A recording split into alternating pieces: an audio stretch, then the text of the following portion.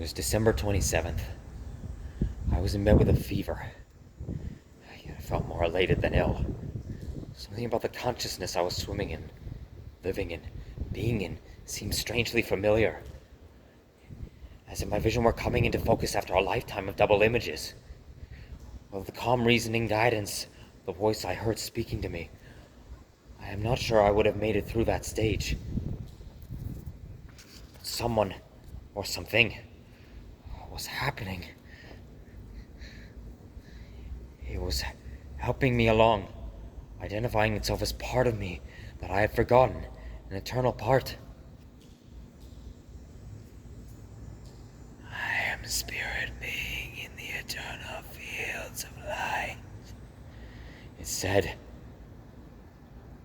I am you as you remain beyond material illusion. As you were, will be, and are now, before and after the spell of matter. My handwriting being quite illegible. My only method of recording anything along the amazing stream of consciousness I had somehow stumbled upon was to type what I could of an old Royal portable typewriter that my brother-in-law found sitting on a curbside, and one day, as he made his rounds as a garbage collector in Durham, Connecticut, he had found and decided to give to me. But it was a strange sort of communication, settling at first. I found myself experiencing a consciousness radically different from anything I had ever before encountered. It was too close for comfort. I felt as if something enormous was looking through my eyes, seeing the same room I saw every day, but interpreting it so differently, mathematically. It seemed that I hardly recognized even the most familiar of my daily objects. The thoughts, ideas, scopes of the images, it was used to think in such terms. I was unprepared and not always able to follow. I blinked in outright disbelief when the voice first suggested that it was some kind of extraterrestrial intelligence. I was encountering an explanation that even now I did not accept without qualification. But despite the fact that my mind frequently lagged behind, on an emotional level, my heart and soul experiencing a bliss, almost sexual, feeling of fulfillment. I felt a peace I could not account for, a sense of well-being deeper than any I had ever known. When I understood what was being said, it was so wonderful, like a child on Christmas morning. In a strange way, it was almost as if I were remembering things rather than being told them. It was all I could do to keep my fingers in the vicinity of the ancient machine that, thanks to generous doses of WD-40, was continuously typing out some partial account of the thoughts that were rippling wave-like through my awareness. Several times I forgot to put wood in the stove until my thumb felt numb, reminding me of the winter creeping in under the door. This experience continued into a second day. I told my wife, Sherry, that although I did not understand what was going on, I felt I needed to follow through with it and see where it was leading. I asked her to make sure that I was not disturbed for the next few days. If our friends or our neighbors come over, I said, ask them to come back another time. I need to be isolated until this process, whatever it is complete. That night, 6 inches of white snow blanketed the forest around our home. By morning, all younger pine trees along both sides of was 1 mile dirt roads that end in our yard, bent over under the snow's weight. There must have been 100 of them burrowing protectively across the road when I looked out. When I looked out the window the next morning, Since we had no electricity, television, or radio in those days, the snow-laden trees effectively cut off all access to the outside world, and they remained that way until the transmissions were complete. The fact that I had not previously known how to type must have been overlooked in the spiral of heightened consciousness. For when I awoke on the morning of January 6, 1979, there were 350 double-spaced typewritten pages stacked upon my desk, and my life had forever and irreversibly changed. Some of the views and principles presented here may be new to you, others more familiar, but experiment with them, apply them, see if they work. Let your own experience determine their degree of relevance. None of them are presented as absolute statements of truth. Truth does not lend itself to absolutes, linguistic or otherwise. The world has seen enough dogmatism. This book is about spirit. It is written for people of spirit. If these words help even just a few of us to become more aware, they will have served their purpose. Reading outside of doors, in a quiet, natural setting. Perhaps under a tree. Alongside a brook. Or near the seashore. Will greatly enhance your experience of what follows. The last of our communications to take place on a conceptual level will be set during the years of 1987 and 1989. This will be a truly monumentous time, a time when the first constructions of planetary birth are unmistakable. The Starseed transmissions, December 31st, 1978. In these pages, we address you in a succession of different modes to ensure every possibility of your understanding and to maximize your opportunities to catch these thought currents and ride them beyond mere words, to embrace and remember your eternal nature and your root purpose for currently being incarnate on earth in human form. Therefore, we speak to you at times as if you were still sleeping beneath blankets of material plane illusion. For in fact, this is the present state of the human majority. At other times, we speak to you as if you yourself were the one who is awakening into the collective field of human consciousness. This is valid. It is how you will soon understand the I behind your outer roles and imagine yourself to extend that you oscillate back and forth, at times experiencing moments of lucidity and oneself with unified field of awareness, and at times lapsing back into the familiar thought patterns of the prevailing cultural mythology. You will find both forms of address of equal value. Allow your understanding of who you are to relax as you move through these spaces. The historical limitations in which you have defined yourself are no longer valid. Indeed, they never were. All your understanding of who you are, your eternal nature, is much greater than the conceptions of time in which you have kept it defined. Release all that you are from the prison of your self-concepts, that we might become one understanding, as we have always been one in reality. All present moment awareness to flow freely among your thoughts.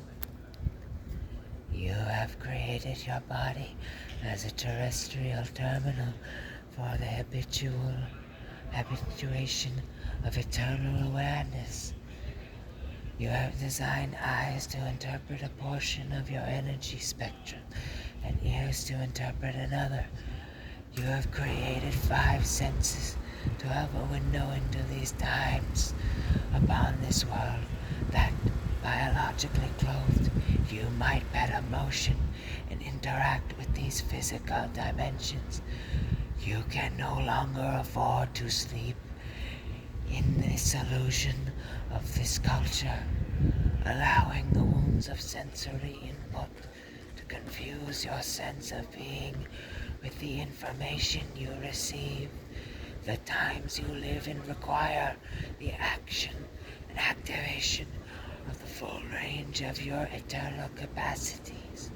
They call now, as we do, for your incarnation. When you define yourself without regard to your source in the eternal presence out of which this universe unfolds, when you continue to play out variations of the historical theme which keeps your eternal spirit at arm's length by imagining absolute others, the world around you, the illusions of material realm weigh heavy upon your consciousness, force that they intend only to hold energy firmly within atom structures, bind and limit your perception. Your outlook becomes sober. Your vision blurs beneath the emotional mist of excessive subjectivity. As gravity draws objects to fall, so too does it draw the thoughts of those who define themselves without reference to the source. And with their thoughts, their identities fall as well, back into matter again and again. So it was said to the first egos who began to think of themselves in this factitious way. In dust you have conceived yourselves, and to dust you will return, for all thought is dust in the minds of those who deny the reality that seeks birth in the manager and manger of human form. When you define yourselves in isolation, your senses divide, deceive, and blind. They lock you into a fractional perception of the universe in which you live. Cultural illusions become your reality, filtering and misinterpreting everything you perceive. Like murky glass, they intervene between you and your understanding of self and world. They cut off awareness of your eternal origin and leave you with an inadequate sense of self. In the historical condition of humanity, undertaking the audacious task of self-definition to receive assistance in this monumentous work, they accept the help of others in their sleeping society, and in time come to think of themselves as a loose assortment of images and illusions, often contradictory, always uninspired.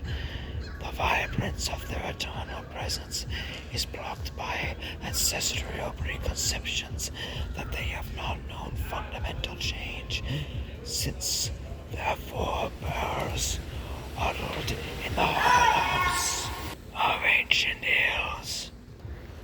Those who later realized in life the limitations of this poor self-image often seek to improve their image of self, yet in undertaking a task that is in the nature being of things solely to the life force itself. They succeed only, if they succeed at all, in remodeling their prison. They may replace bars of iron with bars of brass, but the prison remains. Wherein, if their awareness stays limited and confined, there is but the finest veil between you and a full-dimensional perception of reality, the filmist of screens between you and your eternal self. You require no elaborate technique or ritual to release this veil. You need only open to the organic current of awareness that in every moment flows to you from the source of all life. When you accept the understanding that accompanies the awareness of your life force, you are defined no longer in the static images of yesterday's experience, but in active universal participation. You know yourself as an agent of the continuing creation that is the great perception and purpose and the great joy of this material realm.